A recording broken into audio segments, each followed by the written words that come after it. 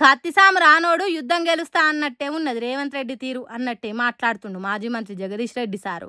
రేవంత్ రెడ్డి సర్కార్ను కడిగి వారేసి ఉతికి పారేసి తోలు తీసినంత పని చేసిండు. సర్కార్ ఇజ్జత్ తీసి ఇంటెన్కేసిండు. హాగో ఫ్యూచర్ సిటీ గురించి ఏమంటుండో చూడుండ్రి. అసలు ఫ్యూచర్ ఎక్కడ ఫ్యూచర్ సిటీ? ఈయన ఫ్యూచర్ ఏందో ఆయనకే తెలియదు. రేపు ఉంటాడా ఎల్లుండి బీక్తాడా తెలియదు. ఆడ సిటీ లేదు.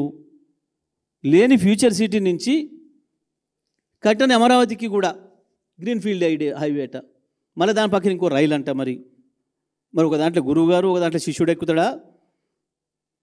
మరి పోయేటప్పుడు రైల్లో పోయి వచ్చేటప్పుడు రోడ్లో వస్తారా ఇద్దరు గురు శిష్యులు? హైదరాబాద్ అమరావతికి ట్రిపుల్ వేయడానికి దేని కొరకు?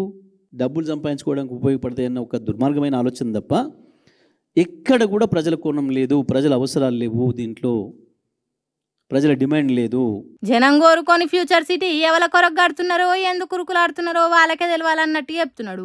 అట్లనే చంద్రబాబు రేవంత్ రెడ్డిల గురు శిష్యుల బంధం కోసం రైళ్ల రాకపోకలు పెడుతున్నారు కావచ్చు అన్నట్టు చెప్తున్నాడు. అసలు రేవంత్ రెడ్డి ఫ్యూచర్ ఏంటిదో తెలియక ఢిల్లీకి 50-60 సార్లు తిరుగుకుంటా తిప్పల పడుతున్నాడు. అసోంటి సీఎం ఫ్యూచర్ సిటీ గురించి చెప్తే నవ్వొచ్చేటట్టే ఉన్నదన్నట్టు మాట్లాడిండు. అట్లనే మెట్రో విస్తరణ గురించి మాట్లాడుకుంటా నాడే కేసీఆర్ గారు మెట్రోను 3 ఫేజ్లలో ఎట్లా చేసుకుంటూ పోవాలి, పెరుగుతున్న జనాభా అవసరాలకి ఇంకా 50 సంవత్సరాల అవసరాలకు సరిపోయే పద్ధతుల్లో ఏ రకంగా దాన్ని పెంచుకుంటూ పోవాలి, విస్తరించుకుంటూ పోవాలి అనే దానికి ఒక శాస్త్రీయమైన సర్వే చేయించి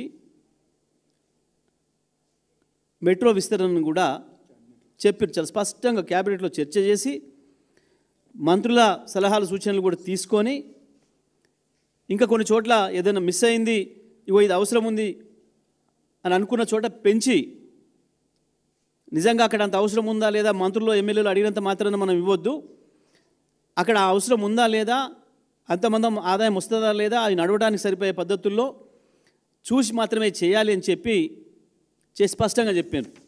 హాగో అంత పగడ్బందీగా తయారు చేసిన ప్రణాళికలను పక్కకు పెట్టి రేవంత్ రెడ్డి ఇష్టం ఉన్నట్టు చేస్తున్నాడు.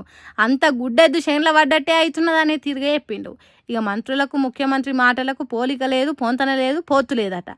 ఇక ప్రభుత్వాన్ని నడుపుతున్నారా వీళ్ళు, సర్కస్ ఫీట్లు చేస్తున్నారా కూడా అర్థం కాని పరిస్థితి ఉంది.